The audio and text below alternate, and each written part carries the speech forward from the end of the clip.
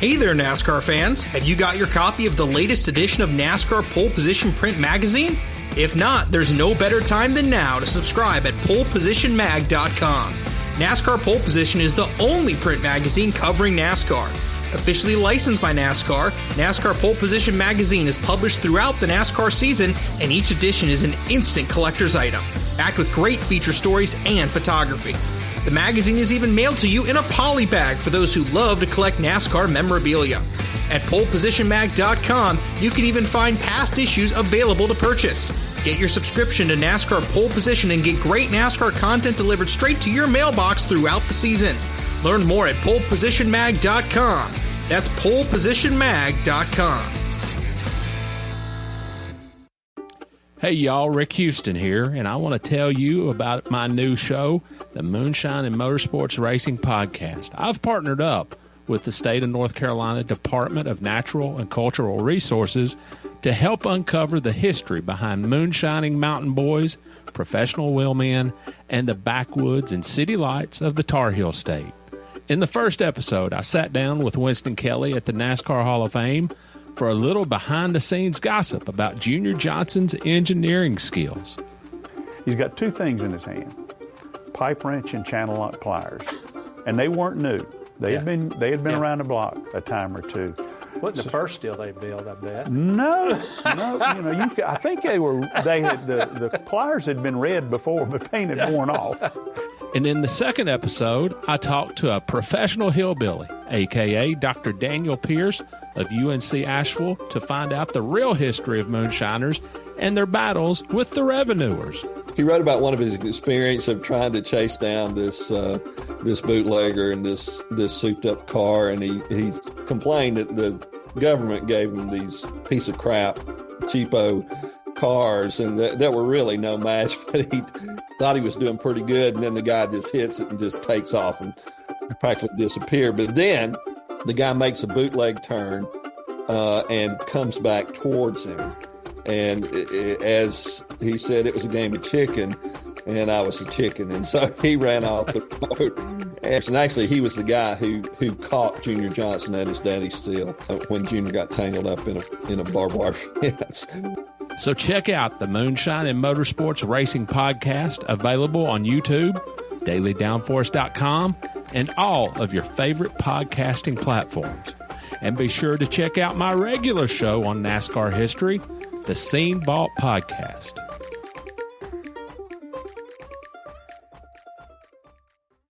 Eric Estep here. One of my favorite parts of being a NASCAR fan is collecting diecasts. It's how I got my start on YouTube, actually. To me, a room is not complete until it features shelves of NASCAR diecast cars. It's as good a time as ever to continue your collection or begin an all-new one by pre-ordering your favorite driver's 2022 next-gen diecast at LionelRacing.com or at any authorized Lionel retailer. Lionel is the official diecast of NASCAR, and don't miss Lionel Racing's NASCAR Authentics diecasts at a Walmart or Target near you. Not only is Lionel the official diecast of NASCAR, but they're also official supporters of the Out of the Groove podcast network. So what are you waiting for? Head to LionelRacing.com to order your favorite driver's 2022 diecast.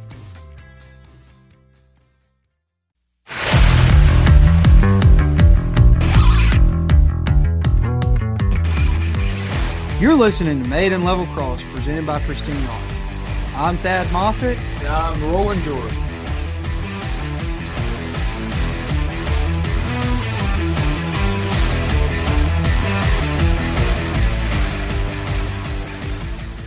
Today we're here in Level Cross, and what are we going to talk about, Roland? All types of good stuff, my man. Talk about racing. I'll talk about more racing. And maybe some racing. Unless you decide to talk about some other things. And from what I understand, we're going to do some trivia later in this podcast, some NASCAR trivia. I understand. So let's talk about it. We had Easter. We had a break, a week off. What'd you do for Easter? I had a good Easter. I went to the beach. That's right. Me and Lauren and Knox, and went down to Myrtle Beach and hung out, got sunburnt, ate some good seafood. Then I came home. Where's your favorite place to go for seafood down there? Any spot in particular? Billy's on the Boulevard, probably. Everyone goes down there. Bowie's is good. Bowie's a good place to eat. Yeah, I like it. Did you see Tiny down there? No, I didn't see Tiny. Tiny used to work here at the garage, and he regaled us with many a story of picking up ladies there. So maybe you'll see him next time we're down there. Yeah. He can regale you with some tales. I just don't feel like me and Tiny would hang out in the same spots. I miss Tiny. Yeah, me too. He was great dude. He was around a couple weeks ago, and it was good seeing him. I hadn't seen him in a long time. So a few words. Yeah. But how was your Easter? Good? Yeah, really good. We observed the Seder meal. That's it's like a it's a Christian take on the Hebrew Passover meal. But we did that on Good Friday. Then we went to church on Sunday, but had a relaxed weekend overall. Cooked lamb. It's pretty good. Interesting. How do you cook a lamb? There's a lot of different ways. We just slow roasted it, and it was pretty good. You cook a lot. I love to cook. Love food. Did you go to culinary school? I did not, but you look like the type of guy that could be a sheriff. Like if you put on one of those white outfits and I walked in a restaurant, I'd be like, man, that's the head chef. That's not the first time I've heard that. So really? Well, maybe that's what I should do. If this in your next life, yeah. In your next life, you should. My next life? Yeah. You should become a chef. I don't believe in reincarnation. So. Yeah, you're crazy. I'm crazy. Oh, man. See where this conversation is going, folks? This is really good podcasting right now. So we came off of Easter break. We've established that. Yeah, we talked and we went to Martinsville this weekend. We did. And we had another rough weekend. How'd it go with that? We had another rough weekend, man. We didn't get to run the whole practice session. We had another brake failure. But you went out in a blaze of glory, which is pretty cool. Green blaze of glory. Caught on fire. Yep. On pit road. Guys got it fixed, which was a good thing. Yep. So we were able to start the race. We started in the rear. I think that we were just overall too free getting in the corner to start the race, and we were free throughout the whole corner. And some adjustments that we probably should have made after practice, but we didn't really know, not running the whole session. So then we started the race. I learned a lot. We got better. We were able to get to where we could run 8th to 11th place lap times in stage 3. And then on one of the restarts, we got some damage on the right front wheel and bent the tie rod, and we ended up towed in like 7/16 of an inch. So the last 70 laps were absolutely miserable of the race. I couldn't get the car to turn. We had suspension damage, which like the aero and beating up the body was no big deal at Martinsville. I mean, even the trucks that ran good in the top 10 had bumper knocked off of them, right? That's no big deal. But when you start damaging suspension, it becomes a lot bigger issue. And that's what happened to me. And it's just unfortunate. I think that we did a solid job on pit road all night. We did have some little wins. First lead lap finish, and that was a positive. Some things, our pit stops were phenomenal. No speeding on pit road, no penalties, no over the wall too soon. So there was some positives, some things to build on.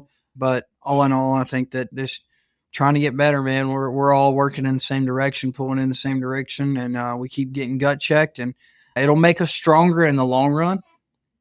But, man, right now it stinks. Yeah, but, you got to fail a few hundred times to, well, that's not necessarily true, but I'm going with that. Yeah. You got to be down before you can get up. So I think we're doing a lot of good learning here.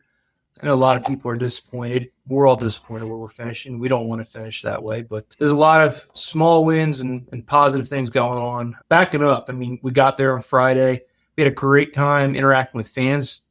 Martinsville is Thad Moffitt country. It's petty country, but there's a lot of Thad Moffitt fans out there. Yeah, I enjoyed everybody coming out and showing out for the race. That was really cool. There was quite a few people wearing their Thad Moffitt shirts when we visited the fan zone. We gave away some Lear QR code for a bed cover, 10% off a bed cover, and then we gave away some Pristine Marketplace $50 gift cards. We did a little fun skit with some videos and asking people if they drove trucks and what kind of truck they drove. And then we did some this or that on Pristine Marketplace, which was pretty cool. So you got to stay tuned for those videos. But all in all, I think that the fan base at Martinsville was good. The hot dogs are good still. Hot dogs are fantastic. Hot dogs are good. How many did you have? Honestly, I like the Martinsville hot dog, but I will say it's not the best hot dog I ever had. You just have to eat it when you go. Like, it's a staple. Like, you don't go to Chicago and not eat pizza. It's tradition, man. Yeah.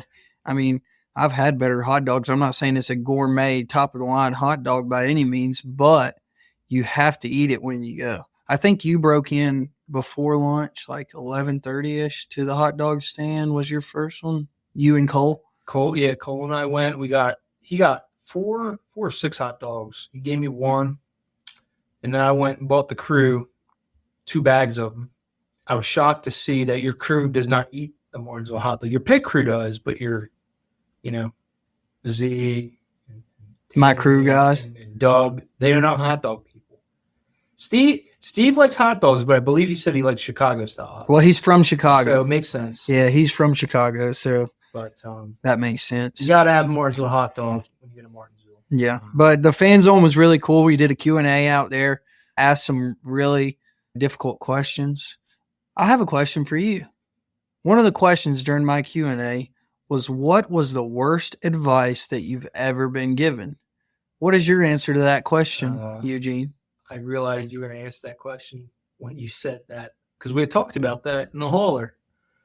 It's a good question, but it is a hard question, because what is the worst advice I've ever been given? It just makes you think, huh? It does make you think. See, it's hard. Advice can be, it's subjective, right? I mean, if someone tells you, look both ways before you cross the road, that's good advice, right? I guess, I've been told this, don't pursue a dream of mine in years past. But to me, that's not really advice, right? That's just someone being a jerk. Yeah. Me saying, I'm going to prove you wrong anyway. So it was a good question. I totally forgot what you even said. Well, it was all racing related questions. And I said, I don't know that I've ever gotten a piece of advice that I felt like was really bad advice. But I will say the worst outcomes come from when they tell me to use my bumper and wreck people, and then I ends up that's right. biting me in the rear. Yeah. So I said that's usually the worst outcome, but I wouldn't say that there's one piece of advice that was necessarily the worst. I would say though, I'm not saying every time I use my bumper it's bad for me. I'm just saying when other people tell me to versus me feeling it, right? Like when I feel like, man, it's a good time to use the bump and run. Like this guy hit me in the rear, I'll hit him back. You know what I mean? I feel like that works for me. But when they're like, knock him out of the way, he's holding you up, knock him out of the way, that never works out for me. So, yeah. I agree with them. Okay. I think you should use that bumper a little more, especially with boys. The way the truck series guys race. I know, but there's one particular truck. I don't even know. I'm not going to drop his name, but you think I should drop his number? Is that too much on the nose? Shit. They know who it is if you drop the number. 33. That's what I'm going to say. You got one coming for you, man. So, man. Ruined our night. Yeah. It was a rough one, but I think just in general, dude, is the Truck Series field just races. There's a lack of respect. I think it's all the way through. It looks like, even the Cup guys are doing it now, but the way that people just drive off in the corner and hit each other like there's not another car beside them is just, it's insane. There's $150,000 race cars that they're knocking the bodies off of every week for 30th place, for nothing. And I think that there's more respect in the Cup field. It seemed to be, right? Like the Cup race, everybody ran the same speed all day, and they weren't just beating the crap out of each other. I think that the Cup race was absolutely awful, and I think the package is awful, and it was not entertaining. It was painful to watch. I would rather watch a truck race, but I think that there's a time to beat and bang, and there's a time not to, and sometimes I just question who I'm racing with. Yeah, that's short track racing for you, though. So, the truck race was kind of team for the most part. And until the end. Until the end. That was just a wreck fest. Yeah. We couldn't. I think the first caution, from what it seemed like on the pit box, it was think it was like 20 something laps to go. And by the end caution, I looked and like, there's 3 laps to go. Like, where did the time go? They're just eating the laps up. But live and learn. I mean, we're going back there. So yeah, I will say that I learned a ton. Martinsville is a very technical place. It is a very difficult place. It is one of the places that is slower, is faster. And it's hard to get that as a race car driver through your mind. Like, I was the fastest when I waited the longest to pick up the throttle. Mm-hmm. I was the fastest, like, when I drove in maybe a little less and used a little less. So it was like very backwards, but it was a difficult place. And I will say I learned a ton, and I'm super excited to go back there in the fall because I think we will be 100 times better just from what I was able to learn. But hopefully we can turn it around way before we go back to Martinsville. I'm ready to turn it around at Texas this weekend, and I know my guys are. We got Safety Clean on board. Amen. Their first race. Matters school bus. It does. It's school bus yellow. It is bright. You cannot miss it, but it is an awesome looking truck. I love it. It looks super cool, and you guys will definitely be able to see us with the yellow truck and a neon orange roof number. But super excited to have Safety Clean, a long-term partner of mine, on board. Buddy Judy and Uncle Drew and all those guys over there, Aaron, are super awesome people, and I enjoy getting to spend time with them, and they'll have a lot of people out in Texas supporting. So can't think of a better place or weekend to turn it around than this weekend in Texas. Put it on the pole, man. That'd be awesome, man. Yep. We're going to try and run all the sessions. We're going to try and run practice, qualifying, and the race. Listen, if you qualify, that's going to be a blessing. So we'll try to run all the sessions and hopefully have a good, solid weekend in Texas and be a good place to turn it around, get some points, have a solid day, and then keep the truck in one piece and move on to a couple off weeks after that where we can reset and refocus and get some things in order. And then we're right back at it at Kansas. And then after Kansas is a very special race that we have some news about this week, and it'll be Darlington. Darlington, baby. Mm-hmm. You guys stay tuned and go ahead and guess what our paint scheme is going to be, right? I think I have a post where they can guess. There's a post, and then I know Jim put a post up on your fan club page. Yeah. What are you going to be doing in Texas? You going to Billy Bob's or? Oh, I'm going to Centromatic. That's right. Yeah, I'm going to visit my friends at Centromatic with Eric Estep. That's going to be fun. Do a little social stuff on Thursday. I do like the stockyards. The stockyards are awesome. Billy Bob's is awesome. So I'll probably go check that out. And then with our schedules, man, we practice, qualify, race, and we race at 7:30. I imagine we'll be done somewhere around 9:30. I'll be wheels up on a plane by 11 o'clock and home by 1 or 2 o'clock in the morning that night. Is just the way that we travel and how our schedules work with the NASCAR stuff. You can't waste time. As much as I like Texas and I'd like to just hang out down there. That's a cool city. Me and all my guys got to come home right after the race. Yeah, so that's too bad. It's a place I love going to. Fort Worth's really awesome. Yep. Well, all right, going back to Darlington. So, yes, big announcement this Friday, April 12th, with Eric Estep.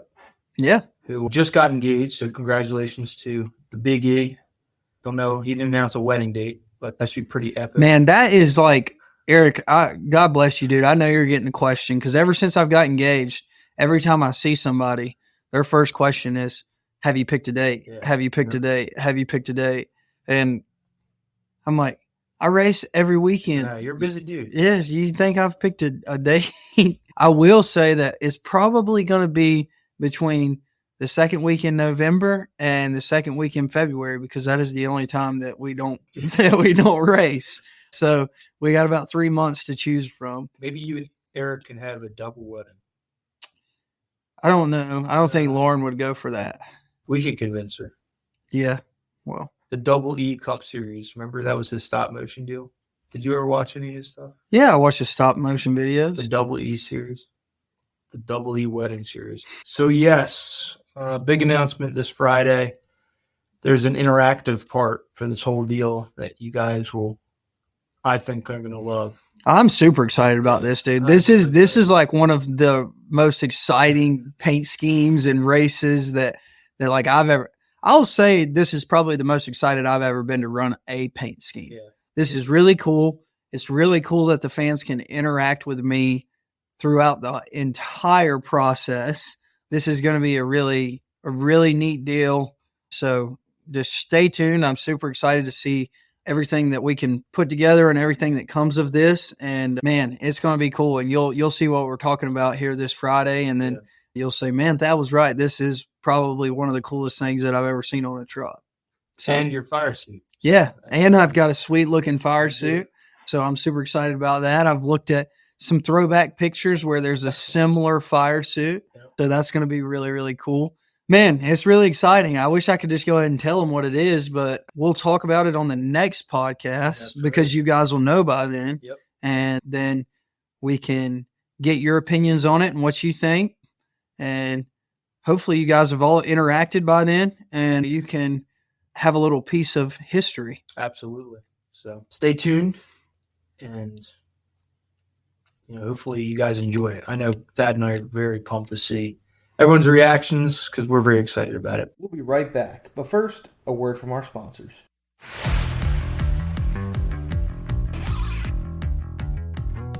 Pristine Auction is the most trusted sports memorabilia and collectibles auction site. Auctions on pristineauction.com start at just $1. And each day, thousands of signed items are available. So you win signed authentic items at affordable prices. Every item on pristineauction.com comes with a certificate of authenticity from the industry's most reputable authenticators. PristineAuction.com is your one-stop shop for all authentic signed die-cast, helmets, trading cards, photos, and so much more of your favorite drivers. Okay, Thad, another week with our friend at Pristine Auction. I got my eye on something really strange, unique, cool. You ever see The Matrix? Yeah. All right. There's a signed Matrix Les Paul guitar. Keanu Reeves. That's pretty cool. Yeah, right? Look at this thing. Yeah. It's pretty sweet. Man, that's awesome looking. Yeah. Well, it's Masters Week. And for my friends who follow golf at all, they know the Masters is a big deal. So there's a 2021 Augusta Masters LE timepiece watch for bid. It has 6 days left, so you can get on there while you're watching the Masters and bid on some stuff on Pristine Auction. There's a lot of Masters items. Be sure to use your code THAD, that's THAD, for 10% off of your first purchase. Induction Innovations is the leader in American-made handheld induction heaters. Home to the original mini ductor for over 20 years, they've been innovating how mechanics can tackle challenges like Loctite, rust, and so much more. Induction Innovations Mini Ductor series will meant to free up components quickly using induction heat. The Mini Ductor is designed to help techs cut down on ticket times and say, forget that torch. Induction Innovations. Do it faster, do it better, do it safely. Visit inductor.com to learn more. For you, it's all about going further, faster. For them, it's about helping you achieve it. That's why at Customers Bank, they combine the best of technology with a deeply human touch. They offer a wide range of innovative banking solutions backed by outstanding personal service, giving their customers the edge they need to take on tomorrow. Take the lead with Customers Bank. Learn more at go.customersbank.com/NASCAR.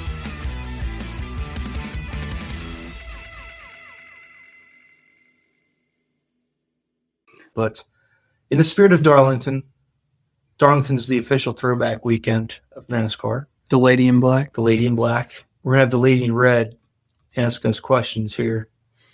Trivia questions. So, for NASCAR. See who Miss Kaitlyn George. I'm the Lady in Red. Will you hit us with some questions? You are redheaded. So I am redheaded. Redheaded lady. All right.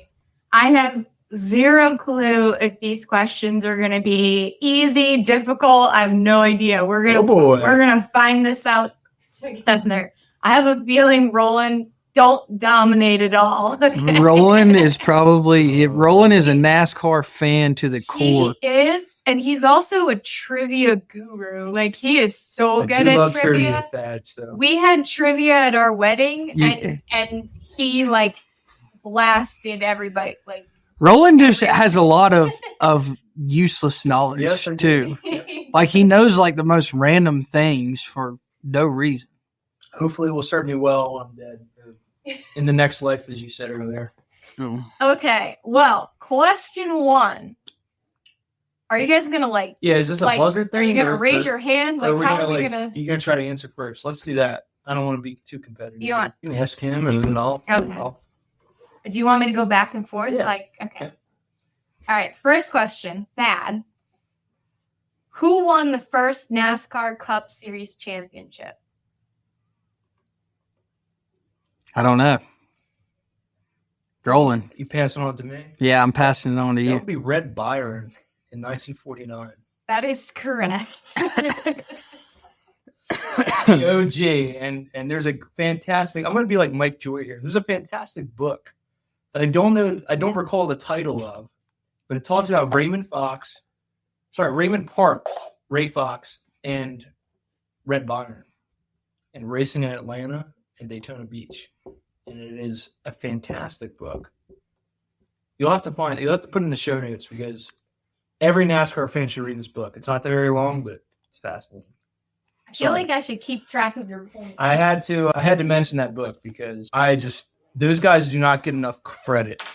I mean, your granddad was a pioneer, but these guys, I mean, this guy came before Lee Petty even started doing stuff.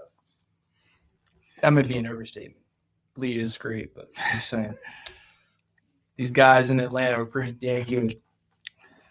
So does the next question go to Thad again, or does it go to you? I think it goes to Rowland. Let's go. All right, Rowland. What does NASCAR stand for? Oh, my God. Are you kidding me? Ready? NASCAR stands for the National Association for Stock Car Auto Racing. Correct. Yeah. Okay. That was easy. Listen, some people think a NASCAR is a noun, which I guess it isn't. NASCAR. A NASCAR. I'm not even going there, but Yeah. I hate when people say that's a NASCAR on track. That's a NAS truck. That's a NAS I've heard truck. that one a That's lot. a NAS truck. He's out there. This next question gives an opportunity for bonus points because there's more than one answer. Who holds the record for the most Cup Series championships? Richard Petty, Dale Earnhardt, and Jimmy Johnson. Correct. Oh, man. What a softball, man. Man, you had no idea. You didn't know the answer to that, did you? Yeah, sure did. All right, Rowland. In what year was NASCAR founded? NASCAR was founded in 1948. Correct. Are you looking at the answers? No. What are the answers? Okay. I didn't think because I was at 47, 48 confused, but it was 48. Yeah. We just celebrated 75 years last year. 48, and the Petty started in 49. Yeah, that's right. That's why we're a year after them in our 75th year. Good job, Dad. All right. Common sense, Roland. Mathematics. Thad, who was the first woman to compete in a NASCAR Cup Series race? I don't know that I know that either. Do you, Roland? Do you know the answer to that? Man, it is on the tip of my tongue. Wasn't she represented by a car in Cars 3? Oh boy. Gosh, it was with a B, doesn't it? No. No. Can you give us a hint for this Yeah, one? can you give us a hint? I don't really know how to give you a hint for this one. What's her first name rhyme with? What I is can it? tell you her first name starts with an S. Shauna Robinson? No. Oh, wow. We are horrible for not knowing this. Yeah. I don't know. Sandy something? No. Her first name is Sarah. I still don't know. I still don't know either. I still have no idea. Her name is Sarah Christian. Sarah Sarah Christian. Christian. First woman to compete. What year was in a that? NASCAR Cup Series race. It does not say. We'll have to look. That's that up. interesting. Apologies, check Sarah that. Christian. I was going to say Danica Patrick. Just kidding. That's a joke. Okay. Is it Roland's turn now? Yes. Which driver has the most wins in NASCAR Cup Series history? Oh, you'll never get this. You'll never get it. That'd be the king. Richard Lee Petty. Correct. I told you I had no idea what these questions were going to be. Some of them are hard. Yeah, some are hard, some are softballs. All right, Thad, which city hosts the NASCAR Cup Series Awards? Nashville last year. Correct. Nashville, Tennessee. Who held them prior? Remember that? Who held the NASCAR? Who held the NASCAR Banquet Championship prior? I believe it was in Vegas, and then but for years it was in New York City. Yeah, it wasn't New York City, but that's why I said it was Nashville last year because it hasn't been the same place forever. No, I think it just recently came to Nashville. Yeah, good place to have it. Nashville is a good place to have it. I agree. You guys are all tied up. What? There's no way. Yeah, come on, dude. I got 3 for the 3 champions. All right. Is that really how that happens? You give a point per champion? I did. What a crock of crap. Bonus points. Cha-ching. All right, Rowland. What is the largest capacity NASCAR track? Oh boy, that has to be Talladega. No. What? Can I steal it? You can. It's Daytona. No. Well, Indy. Is it? No. First one to get it. Is it Michigan? No. COTA, Circuit of the Americas? Maybe. No. That's the biggest one. The largest capacity. No. Largest capacity? Oh, wait. I'm surprised by this answer. You mean seating? Yes, I believe. I don't know how it's not like How is it? Daytona or Talladega. It's Bristol. See, okay, that won't count because it made it sound like didn't you feel like which was the largest track? Or Yeah. like which had the largest? But then you said Talladega, and then I was like, COTA's like almost 4 miles. They just had a graphic at Martinsville. Like, how many little Martinsvilles can fit in Talladega? And it was like, I feel like 100 of them or something. Yeah. All right, seating capacity, yes. Is that still true though? They cut a lot of the seats out of Bristol. They put a whole bunch of signs in them. But at one time, yes, that was like Bristol. Like thousands and thousands of seats. Bristol is the last great Coliseum. It is. Are we saying that doesn't count? That's a wash, yeah. Okay. I'll be a gentleman and put that one. All right. You like that? It's Thad's question now, right? Sure. Yeah. Which driver won the first Winston Million bonus in 1985? Bill Elliott. Thank God. Correct. Yeah. Thank God. $1 million bill, baby. That's right. Chase's dad. Chase's dad won that one. All right, Rowland. Who was the first non-American to win a Cup Series race? That would be Mario Andretti. Mm. No. The first non-American? Oh, it's probably like some. Oh God, Dude, I don't know this one either. Boy, it wasn't. I don't know. Wow. So okay, let me think about this. Juan Pablo never won a race. He did. Did he? Yeah, he won 2 actually. Marcus Ambrose was from Australia and he won several. He's from Tasmania actually. That's kind of underneath Australia. Same thing. None of those are correct. But listen, there's been plenty of non-American drivers to win. But my thing, okay, so Mario Andretti was in '67. That was the Daytona 500 that year. There was somebody prior to him. It had him. Don't tell me it's like a Canadian guy. Golly, what's the first name? Earl. Earl. Yeah, Earl Dibbles Jr. That's who it was, wasn't it? Man, I don't know. It's Earl Ross. Never heard of him. Earl Ross. Does it say where he's from? And what year this was? Nope. We're gonna have to learn. Yeah. We're gonna have to go look all this stuff up afterwards. Okay. NASCAR Sceneville podcast. We need to be Yeah. This is shout out to those guys. This is my question now. Oh, that's true. Oh, your question. Yeah. What?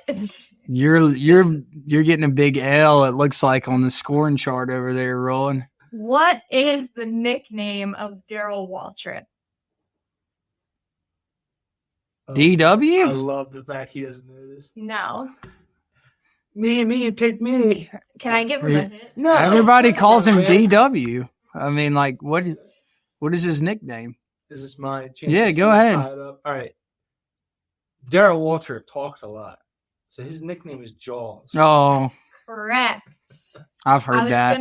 I have heard that. Singing the Jaws theme song. I guess that DW would just be like a abbreviation of his initials. Like but everybody calls him DW. Like nobody calls him Darrell Waltrip. Right? Or Darrell? I guess. I am going to skip this next question because the question is who is known as the king in NASCAR, and I'm pretty sure we both know we all know the answer to that one. Elvis Presley. I'm also going to skip number 13 because it's a pretty softball question. We're going to skip to Thad. Which driver holds the record for the most consecutive Cup Series championships? Jimmy Johnson? Yeah. Correct. I was like, gee, that's a softball right there, man. Correct. Why do you look at me like that? Oh, my gosh. Rowland, what is the name of the race? I feel like this is kind of an unfair question. Well, so what is the name of the race that marks the halfway point of the NASCAR season? I feel like they've changed the schedule so many times, it's hard to say The name of the race? Yeah. It used to be the Firecracker 400, right? That marked the halfway of the season. I don't know. I really don't. July 4th would have been that race. It would be in July. Yeah, it has to be a July race. It need to be like Indy or Daytona. But they don't race Daytona in July anymore. Is there a specific name they're looking for? Or is it a location? It's the name of the race, but this one doesn't count. It's the Coke 0400. Oh, it's Daytona. It's the Firecracker 400. Yeah. All right. Not anymore. Pepsi 400. Roland, I'll give this one. Not anymore. That's right before the playoffs now. In what year did NASCAR introduce the car of tomorrow? Okay, technically it was 2007, but they went full time with it in 08. 08. Correct. 2007. Thad. This is so stupid. I can't. How many more of these? The listeners at home probably turned this off, unless they're playing along in their car. You think so? I don't know. They might be. Well, let's just do. Where are we? Are we tied up here? You're tied up. Okay. You're tied up. Do two more, and then some of these are just really easy, so I'm skipping. Throw a spike. Okay, Thad. Who won the NASCAR Cup Series championship in 2001 when you were 1 year old? Yeah, I was just born. Jeff Gordon was pretty good at that time. Jeff Gordon? Correct. Jeff Gordon. Pretty good. It was his last championship, number 4. All right, Rowland. Who was the first driver to exceed 200 miles per hour at a NASCAR race? Oh, boy. So, at a NASCAR race, I want to say Bill Elliott at Talladega. But I know Buddy Baker also has that distinction, but that honor. But who's the first guy to go over 200? Does Thad know? Do you not know?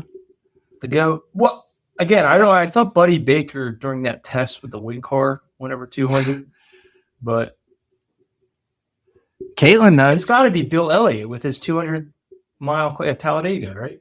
Is that your final answer? Yes, it's my final answer. That is incorrect. Who was it? Thad, who was it? I don't know. Buddy Baker? It's Buddy Baker. Oh, are you kidding me?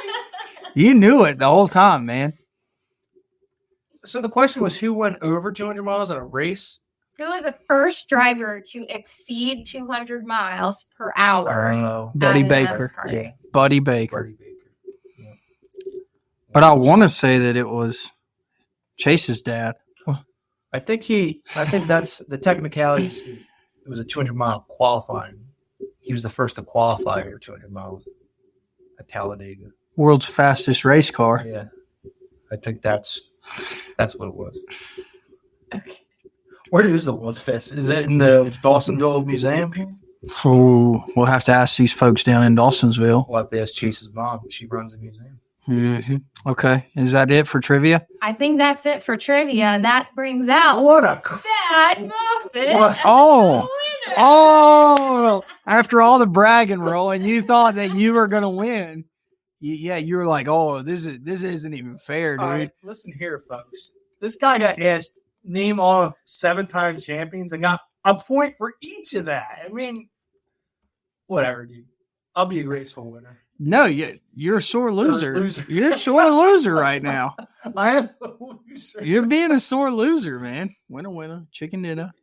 Winner, duck dinner. Okay, get it right. Yeah, that's right. Winner, quack, duck quack. dinner. Quack, quack. Okay.